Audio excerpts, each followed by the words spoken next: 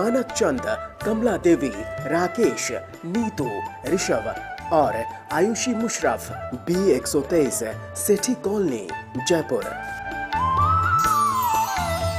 Shri Parshvanath re rolling mills limited, Durgapur 1, Vardhaman, West Bengal. Amita Jain, पत्नी अनिल कुमार जैन, संगीता जैन, पत्नी Vipin Kumar Jain. Doctor Vinod Maganlal Jain, Kusumba, Suvarna Jain, doctor Ratnali Jain, धर्मपत्नी डॉक्टर विपुल जैन, USA। अर्पिता जैन, धर्मपत्नी विरल जैन, USA। विराज, ऋषभ, प्रीशा, विहान। राधा जैन, किरण जाखेरिया, आभा जैन, कल्पना जैन, कविता जैन, प्रियंका जैन, रितु जैन। श्री अशोक कुमार, रतन लाल जैन, नूतन, गौतम, प्राची, आदित्य, महिमा, डॉक्टर सलोनी, Niranjan, Arhan, Aaradhya Mehta, 49, Walchand terraces, Tardeo road, Mumbai. Gulab Chand Singhai, Shrimati Santosh Singhai, Saurabh Nimisha Singhai, Smita Sanjay Jain, Shweta doctor Rajendra Jain, E/7/4 SBI colony, Arera colony, Bhopal. Sanjay Jain, Meena, Aanchal एवं यश जैन, गोरेगांव, मुंबई पश्चिम। श्री किशोर खंधार, श्रीमती सुषमा एवं परिमल खंधार, अहमदाबाद, गुजरात। श्रीमती कमल जैन, धर्मपत्नी स्वर्गीय श्री विनय प्रकाश जैन, विचित्र, मंजू, नवीन, सीमा, अंकुर, शिखा, रुचि, अनिरुद्ध, यश जैन। दिवंगत मातु श्री भौरीबाई एवं पिता श्री नथुलाल जी एवं बहन श्री मुन्नी बड़जात्या, थाना गाजी, जिला अलवर वालों की स्मृति में श्री ज्ञानचंद जैन, 4/84, मालवीय नगर, जयपुर, राजस्थान। श्रीमती शांति देवी पाटनी, पत्नी स्वर्गीय श्री निर्मल कुमार पाटनी, सुपुत्र सुरेश कुमार पाटनी, विजय कुमार पाटनी, अमित कुमार पाटनी, इम्फाल, मणिपुर। जय जिनेन्द्र। तज्जयति परम ज्योति समं समस्तैरनंत पर्यायैः दर्पणतल एव सकला प्रतिफलति पदार्थमालिका यत्र। पंच परमेष्टि भगवान की जय। अभी वर्णन चल रहा था शराब, मांस, मधु और 5 उदंबर फल। जो हिंसा को छोड़ना चाहते हैं सबसे पहले इनको छोड़ें। उसके बारे में, शराब के बारे में चर्चा पिछली ज्ञानशाला में हो गई। आज अब मांस के बारे में चर्चा प्रारंभ करेंगे। न बिना प्राण विघातान, न बिना प्राणि विघातान, मांसस्योत्पत्तिरिष्यते यस्मात्, मांसस्योत्पत्तिरिष्यते यस्मात्, मांसं भजतस्तस्मात्, मांसं भजतस्तस्मात्, प्रसरत्य निवारिता हिंसा, प्रसरत्य निवारिता हिंसा। बोलिए। न विना प्राण विघातान मांसस्योत्पत्तिरिष्यते यस्मात्, मांसं भजतस्तस्मात्, प्रसरत्य निवारिता हिंसा। न बिना सरल है। प्राणी माने प्राणियों के, विघातान माने घात किए बिना। अर्थात प्राणियों के घात अगर न करें तो मांस की उत्पत्ति कैसे होगी? नहीं हो पाएगी। मांस की उत्पत्ति प्राणियों के घात से ही होती है।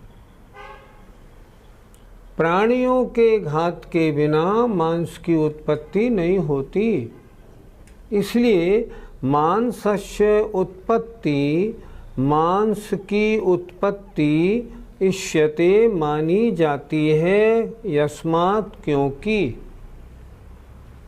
कैसे अर्थ लगाएंगे? यस्मात् क्योंकि प्राणियों के घात के बिना मांस की उत्पत्ति नहीं मानी जाती है।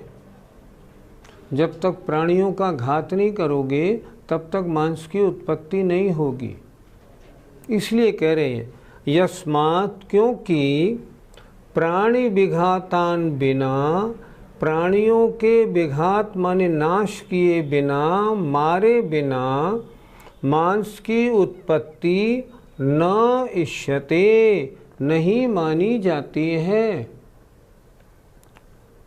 इसलिए तस्मात् मांसम भजतः, जो मांस को भजतः माने भोजन अर्थात खाते हैं, तस्मात् इसलिए, प्रसरति माने फैलती है, अनिवार्यता अनिवार्य रूप से वहाँ हिंसा।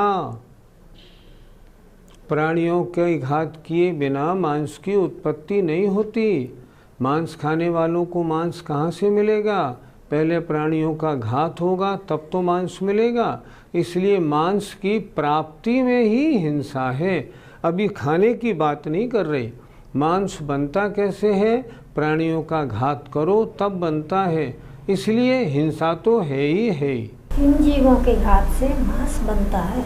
जीव, संसारी जीव दो प्रकार के होते हैं। तत्वार सूत्र का सूत्र है संसारिणस त्रसस्थावराः। संसारी जीव दो प्रकार के होते हैं, त्रस और स्थावर। स्थावर जो 1 इंद्रिय होते हैं और त्रस जो 2, 3, 4 और 5 इंद्रिय होते हैं। स्थावर जीव के 5 भेद हैं, पृथ्वी कायिक, जल कायिक, अग्नि कायिक, वायु कायिक और वनस्पति कायिक। इन 5 प्रकार के स्थावरों के शरीर से मांस नहीं बनता। जैसे जल में जो जीव होते हैं, जल ही उनका शरीर है। परिभाषा आप लोगों ने पढ़ी होगी। जल कायिक जीव किन्हें कहते हैं? जल ही जिनका शरीर है उन्हें जलकायिक जीव कहते हैं। अग्नि ही जिनका शरीर है उन्हें अग्निकायिक जीव कहते हैं। अब उसका शरीर क्या है जलकायिक जीव का? जल। अन्य शरीर नहीं है, अन्य शरीर नहीं है। उसने तो जल को ही अपना शरीर बना के उस आत्मा ने जन्म ले लिया। तो स्थावर जीव के क्या हड्डी मांस खून नहीं होता? नहीं होता।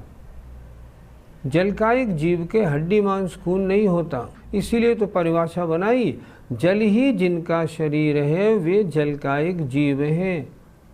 अग्नि ही जिनका शरीर है वे अग्निकायिक जीव हैं। अब जिनका अग्नि ही शरीर है उनके शरीर को घात करके मांस कैसे बनाएंगे? नहीं बनता। तो ये नियम बना, स्थावर जीवों के घात से मांस नहीं बनता, मांस त्रस जीवों के घात से बनता है।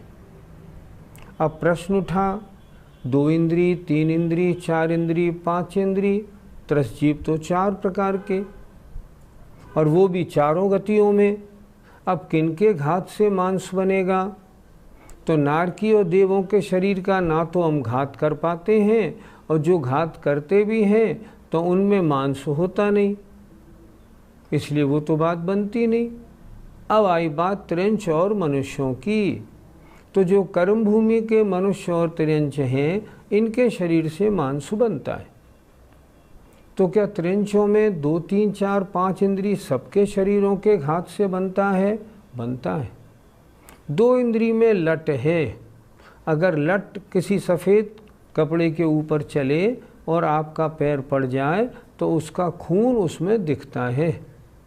इसका मतलब 2 इंद्री, 3 इंद्री, 4 इंद्री और 5 इंद्री जो त्रस हैं, उनके शरीर के घात से मांस प्राप्त होता है, अन्यथा नहीं। 1 इंद्री से नहीं होता। इसलिए जब तक उनका घात नहीं किया जाएगा मांस मिलेगा कहाँ से? जब घात करके मांस बनता है तो मांस में जीव हिंसा होना स्वाभाविक है ही। गुरुजी, मांस खाने में भी जीव हिंसा और सब्जी खाने में भी जीव हिंसा, क्या दोनों बराबर हैं? दोनों में बहुत अंतर है। हमने अभी समझाया था, जो आप कह रहे हैं सब्जी, वो सब्जी वनस्पति का एक इंद्रिय जीव है। उसमें जीव होते हैं कि नहीं? जीव होते हैं। आलू में कितने जीव हैं? अनंतानंत हैं। तो उन अनंतानंत जीवों को खाया तो क्या उनका मांस नहीं खाया? हमने अभी क्या समझाया था, वनस्पति कायिक जीवों के शरीर में मांस नहीं होता, इसलिए मांस खाने का दोष नहीं लगेगा। मांस भक्षण करेंगे तो मांस खाने का दोष लगेगा। अगर आप पानी पिएंगे या सब्जी खाएंगे तो वनस्पति कायिक का दोष लगेगा, मांस खाने का नहीं लगेगा। उसमें जीव हिंसा हुई, जीव हिंसा हुई, पर दोनों में बहुत अंतर। उसमें जीव हिंसा हुई स्थावर जीवों की, इसमें जीव हिंसा हुई तरस और स्थावर दोनों की। ये महान हिंसा है, वो साधारण हिंसा है। उसमें और इसमें जमीन आसमान का अंतर है। इसलिए वनस्पति खाना अलग बात और मांस खाना बहुत अलग बात। पंडित जी, क्या देव और नारकियों के शरीर में खून मांस आदि नहीं होते? इन दोनों का शरीर वैक्रियक शरीर है। वैक्रियक माने छोटा बड़ा कैसा भी बना लो, ऐसा शरीर होता है।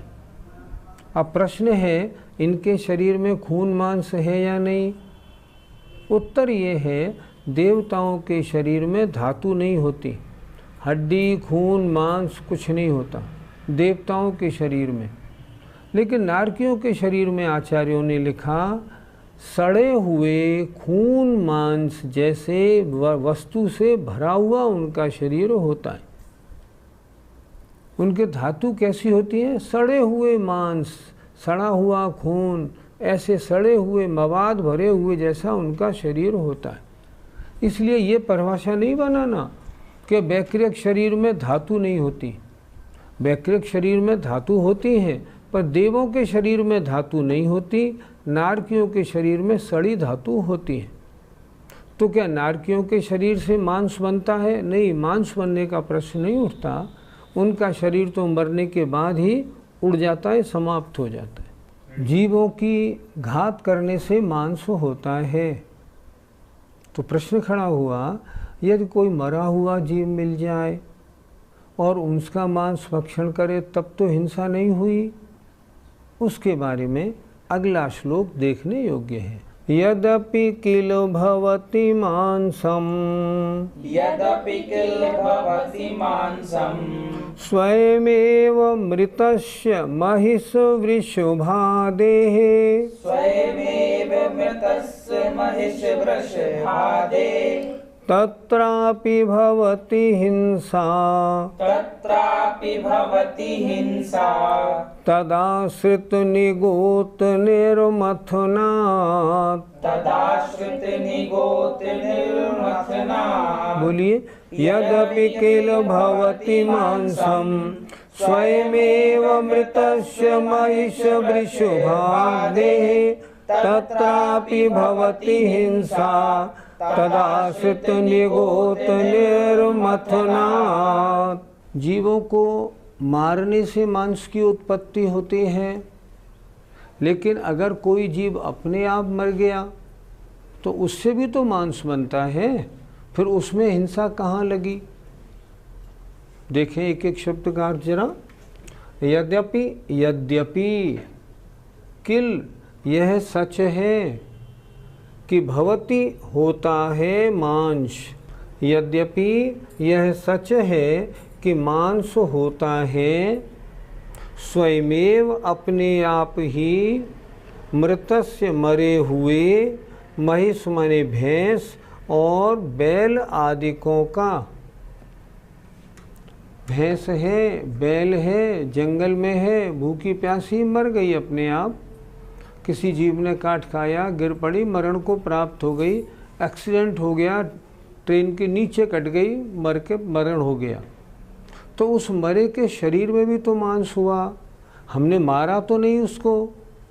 फिर देखें, यद्यपि, यद्यपि यह सच है कि मांसम भवति, मांस होता है, स्वयमेव मृतस्य अपने आप मरे हुए, महिष माने भैंस और बैलों का भी। ये सच है, ऐसा भी होता है। तत्रापि वहाँ भी हिंसा भवती, हिंसा होती है। कैसे? तदाश्रित उस मांस में पाए जाने वाले निगोत माने निगोदिया जीवों के निर्मथनात् मारे जाने से। जब भी मांस को काम में लोगे, मांस को पकाएंगे, कुछ भी करेंगे, तो मांस में तो अनंत जीव राशि वैसे ही पाई जाती है। अगर अपने आप मरा हुआ जीव है, उसका मांस भी अगर खाया गया तो भी तो उन जीवों की हिंसा हुई कि नहीं हुई? हुई। तो मांस तो हमेशा हिंसा का नाश कर, हिंसा का कारण ही है। पंडित जी, क्या अपने आप मरे हुए जीवों का मांस भी बाजार में मिलता है? बौद्ध धर्म की एक विचित्रता है। बौद्ध धर्म कहता है किसी प्राणी को मारो नहीं। यदि वो प्राणी अपने आप मर जाए तब उसका मांस खाने में आपत्ति नहीं है। जीव हिंसा मत करो, जीव को मार के मांस नहीं खाना। अपने आप मर गया, अब उसका मांस खा सकते हो, उसमें दोष नहीं है। और आश्चर्य की बात आप लोगों ने सुनी ना सुनी हो, इधर लंका वगैरह में जो मीट की दुकानें हैं उनके ऊपर लेबल लगा रहता है, ये अहिंसक मांस भंडार है। क्या लिखा रहता है? ये अहिंसक मांस भंडार है। अर्थात यहाँ जो मांस बिक्री किया जाता है वो मार के नहीं किया गया, अपने आप जो मरे हैं उनका मांस बेचा जाता है। प्रश्न, अपने आप जो मरे हैं उनका मांस कैसे मिलता है? तो बौद्ध लोगों में एक अलग पद्धति है, उन्होंने इसका तरीका अलग बनाया है। उन्होंने तरीका ये बनाया है, एक कमरे में मान लो 10 हिरन बंद कर दो और भूखे प्यासे रखो। वो 2, 4, 10, 15 दिन में मर जाएंगे। जो मरता जाए उसका मांस खाते जाओ। ये उनका तरीका है। तो इस तरह भी मांस बनता है, लेकिन ये मांस भी उस मांस के अधीन, उस मांस में पाए जाने वाले भी तो अनंतानंत निगोदिया और त्रसजीव भी तो हैं। फिर जब मांस को खाएंगे उन सबकी हिंसा होगी कि नहीं होगी? होगी। जीव हिंसा तो वहाँ भी हुई। आपने दाल रोटी खाई, एक भी जीव नहीं है उसमें, और मांस भक्षण किया, अनंतानंत जीव राशि खाई, तो उसमें हिंसा हुई कि नहीं?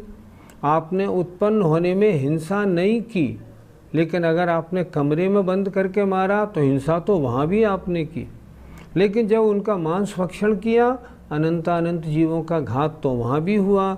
इसलिए मांस भक्षण में हिंसा होने का नियम है।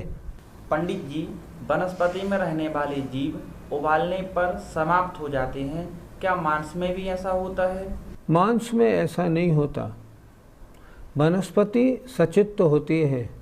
जैसे अमरूद या एप्पल, आपने एप्पल लिया, उसमें असंख्यात जीव राशि है। अब उसकी सब्जी आपने बनाई, सब्जी बनाई, सारी जीव राशि समाप्त हो गई। अगर आपको सब्जी नहीं बनानी और मान लो एप्पल ही देना है किसी व्रती को, तो कैसे अचित्त करेंगे? उस सेब को हम गर्म पानी में रख देंगे 10 मिनट तक, अंदर तक वो सेब गर्म हो जाएगा। तो गर्म होने से क्या होगा? उसकी सारी जीव राशि, जिसका वो वनस्पति ही शरीर था, उसको छोड़ के चली जाएगी, मतलब मरण को प्राप्त हो जाएगी। वो मरण को प्राप्त हो गई। और अब जो सेब जो बचा उसमें कोई जीव नहीं है। सेब की आपने सब्जी बना ली, अब सब्जी के 2 पीस आपने चम्मच में लिए, इन सेब के इन 2 पीसों में कितने जीव हैं? एक भी जीव नहीं। पानी में उबलने के बाद ये प्रासुक हो गई। तो प्रश्न है आपका, क्या ऐसा मांस को अगर हम पानी में उबाल लें तो क्या वो भी जीव रहित हो जाएगा? नहीं, ऐसा नहीं होता। मांस तो जीवों का ही भंडार है। आप उसे कच्चा पक्का कैसा ही यूज़ करो, उसे कितना ही उबालो, कितना ही गर्म करो लेकिन उसके जीव कभी मरण को प्राप्त नहीं होते। वो तो मरते रहते हैं, पैदा होते रहते हैं, मरते रहते हैं, पैदा होते रहते हैं। सब्जी अलग चीज़ है और मांस अलग चीज़ है। सब्जी में ऐसा होता है, मांस में उबालने पे सारे जीव समाप्त हो जाएं, ऐसे नहीं होता। उनकी तो उत्पत्ति निरंतर होती ही रहती है। पंडित जी, आलू खाने में भी अनंत जीवों की हिंसा हुई और मांस खाने में भी अनंत जीवों की हिंसा हुई, तो फिर इनमें अंतर क्या पड़ा? दोनों में जीवों की हिंसा अनंत है, पर जिन जीवों की हिंसा हुई उनमें दोनों में बहुत अंतर है। जो आलू खाने में जो जीव मरे वो कैसे जीव मरे? वो तो एक इंद्रिय हैं, साधारण हैं, सूक्ष्म हैं और एक जरा जरा से हैं। और जो मांस में जो जीव हैं वो त्रस हैं, सब शरीर सहित हैं। एक एक त्रस जीव के शरीर में अनंत अनंत जीव राशि है। आपने आलू की सब्जी बना के खाई, मांस भक्षण का दोष नहीं लगेगा। मांस खाया तो मांस भक्षण का महान दोष लगेगा। आपने आलू को उबाला, आलू में उन जीवों का शरीर नहीं बचा। कुछ लोग क्या कहते हैं, आपने पानी को उबाल के पिया तो पानी में जो जीव थे ना वो मर गए, तो उनका शरीर खाया कि नहीं खाया? उनका शरीर नहीं होता, उनका तो जल ही शरीर है। उनके हाथ पैर हड्डी खून मांस नहीं होते, इसलिए वो तो आत्माएं उनमें थी, वो निकल के चली गई। हिंसा हुई, इसमें कोई शक नहीं। लेकिन मांस में तो महान त्रस जीवों की हिंसा, निरंतर पैदा होने वाले और एक एक त्रस में अनंतानंत निगोदिया निवास करते हैं, उन सब की हिंसा होती है। एक बात और बड़ी विशेष, जितनी इंद्री बढ़ती जाती है उतना दोष ज़्यादा होता जाता है। जैसे आप लौकिक देखो, किसी ने एक पत्ता तोड़ा, पत्ते तोड़ने वाले में जीव हिंसा हुई, वनस्पति का एक हुई, लेकिन लोग बुरा नहीं मानते। आपसे चींटी मर जाए, मक्खी मर जाए, लोग बुरा नहीं मानते। अच्छा और आगे आओ, अब पंचेंद्रीय जीव, अगर आपने कोई तोता चिड़िया मार दी लोग बुरा मानेंगे। अगर आपने बिल्ली कुत्ता मारा तो और बुरा मारेंगे। अगर आपने भैंस गाय मारी तो और बुरा मानेंगे। हाथी मारा तो और भी बुरा माना जाएगा। जितना बड़ा जीव उतनी ज़्यादा हिंसा। इसलिए आलू खाने में मात्र एक इंद्रिय जीवों की हिंसा है। हिंसा तो हिंसा है और अनंत जीवों की हिंसा है, पाप तो लगेगा, लेकिन मांस खाने में तो उससे अनंत गुना पाप लगता है, क्योंकि उसमें अनंत जीवराशि भरी पड़ी है और प्रति समय उसमें जीवन मरण होता रहता है। इसलिए दोनों में समानता कभी नहीं हो सकती। मैंने पहले भी कहा था, स्थावर जीव हैं वे जहाँ पे हैं वहाँ उनकी बॉडी मरने के बाद नहीं रहती, इसलिए वहाँ मांस खून आदि रहने का सवाल नहीं उठता। ये प्रश्न कभी नहीं करना कि पानी को उबाल दिया तो पानी के सारे जीव तो उसमें हैं। आप मुनि महाराज को पानी उबाल के देते और पानी के जीव जो थे सारे के सारे उसी में तो मर गए, फिर उनसे क्या हुआ? नहीं, मरते नहीं, उनकी बॉडी उसमें नहीं रहती। गर्म करने से वे सारी जलकायिक जीवों की आत्माएं उसे छोड़ के चली जाती हैं।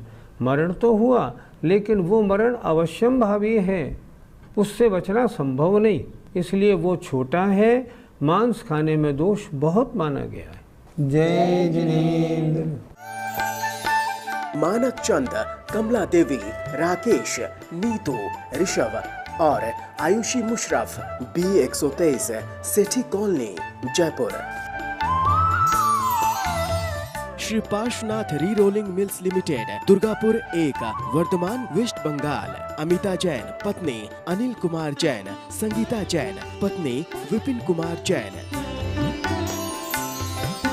डॉक्टर विनोद मगनलाल जैन, कुसुम्बा, सुवर्णा जैन, डॉक्टर रत्नाली जैन, धर्मपत्नी डॉक्टर विपुल जैन, USA। अर्पिता जैन, धर्मपत्नी विरल जैन, USA। विराज, ऋषभ, प्रीशा, विहान। राधा जैन, किरण जाखेरिया, आभा जैन, कल्पना जैन, कविता जैन, प्रियंका जैन, रितु जैन।